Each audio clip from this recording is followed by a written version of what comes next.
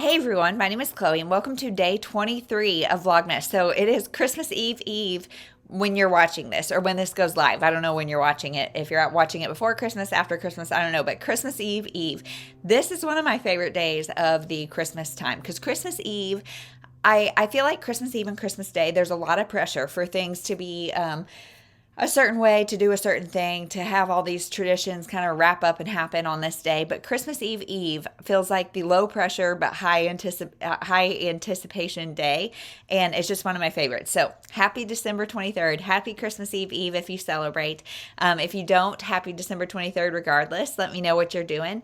I would love to, if I have any viewers from the Southern Hemisphere, let me know what you do for Christmas or whatever summer holiday you celebrate. It mind boggles me that it's opposite. I mean, I don't know why, because I've never traveled to the Southern Hemisphere, so I think it's cool. But if you have not seen one of these videos, I will link the playlist down below. I did the same thing last year as this year, and what I did is asked my mom at the beginning of the year to wrap up 24 books that made her think of me. Either she had read them and loved them, read them and didn't like them and wanted to know what I thought.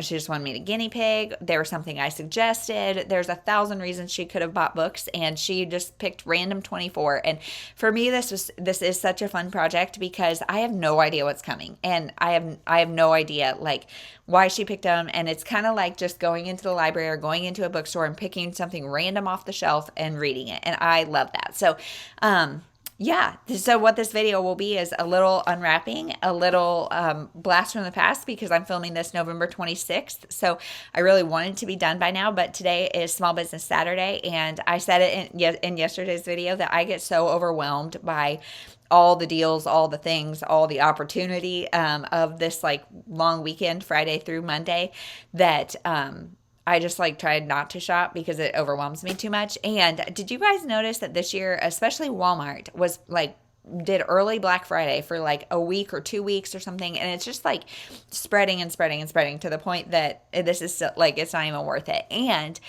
I've been told that they jack up the prices for like a month or two before Black Friday. So then when they do all these big deals, it's actually like the regular price. Again, I don't participate that much, so I don't know. And this year especially, I won't be going to any small businesses or doing anything like that because I have a broken ankle. I can't drive because it's my right foot. And so living the dream over here. But let's just get into this book and see what it is. I'm kind of in the mood for a thriller, so let's see what this is. Strangers, Noel and Sam. Oh, 8 Perfect Hours. Oh, I have already read this book. Doggone it. I read it last year. I liked it. It's a cute book about, let's see, Noel, 30-something Noel is on her way back from an event at her old college when disaster strikes, a blizzard comes, and there's 8 hours that she's stuck in the car, and she needs a phone charger or something. So she gets with this guy Sam, he is also in this blizzard, and they spend 8 hours together, and it's super, super cute. But I've already read this. So thankfully, my daughter brought me another one just in case. And so let's see what this one is.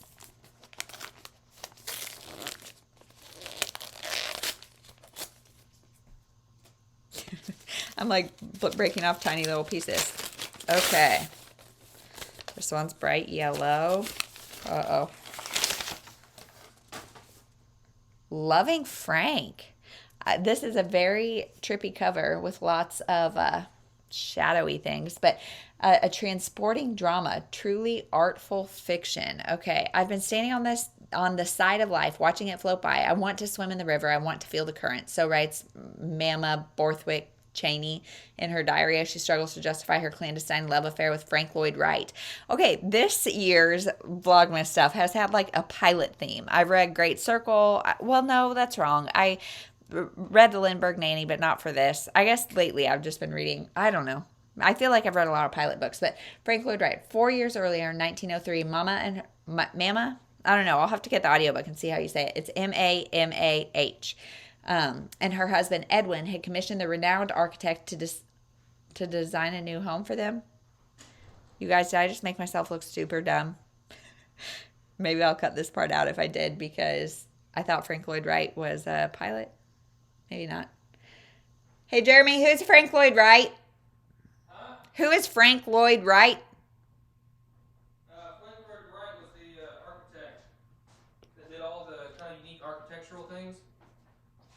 Okay, I was wrong. Falling water is the house with the water. Okay, so he was an architect.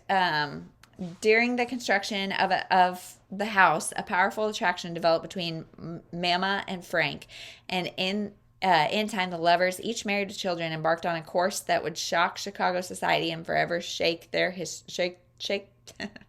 whatever changed their lives. Oh my goodness.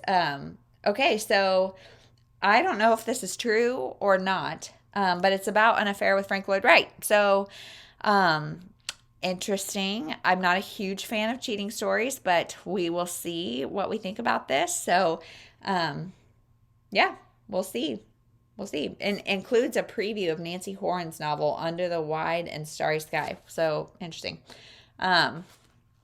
Ooh, guys, this is teeny little font. I don't know if it is as small, like if you can tell how small it is. Uh-oh. Oh, but it does say Mama. Mama. Mama is her name. So, yeah. Okay, I'll let you know what I think.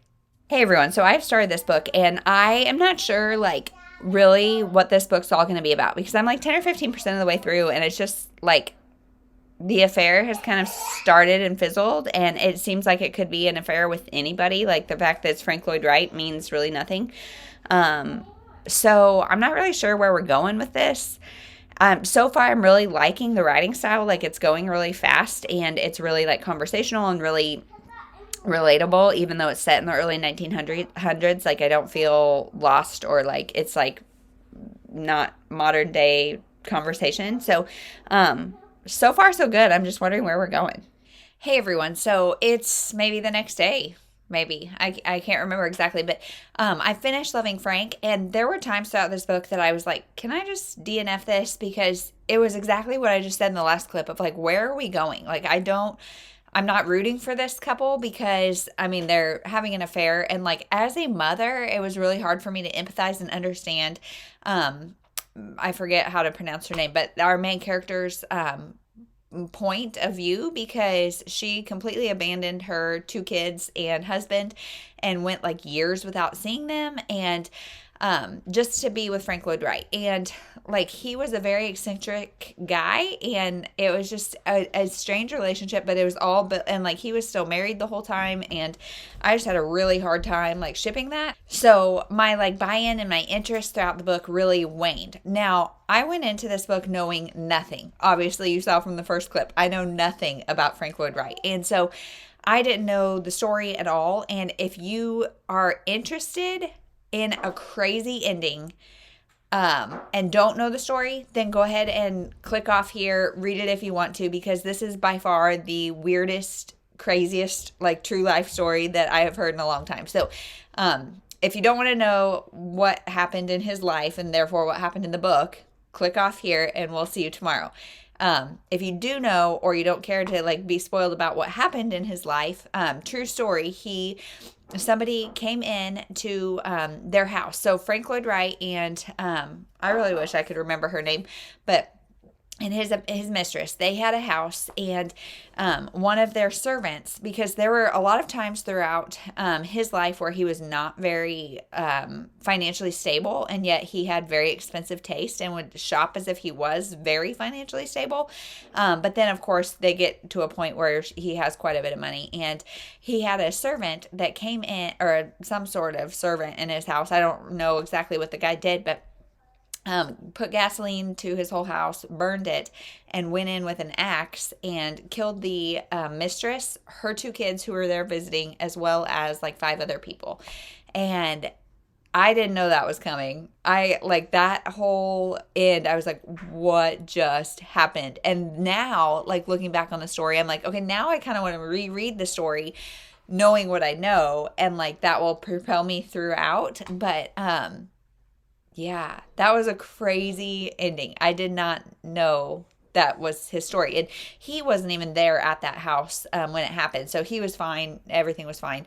And then I have like fallen down a rabbit hole of looking up things about his life. And he remarried 2 more times after. I think he even had like 2 more kids, because he ended up having like 8 kids. And so just a crazy life. I wish this book would have like shortened the middle, just made it a shorter book, or maybe like followed him a little bit after this event. But it was better upon ending it than it was upon starting it. So probably a three-star book. So if you are interested at all, definitely pick it up. If you're okay with reading about affairs and you know that like it's going to be kind of slow throughout. So that is my thoughts on that, and we'll see you tomorrow.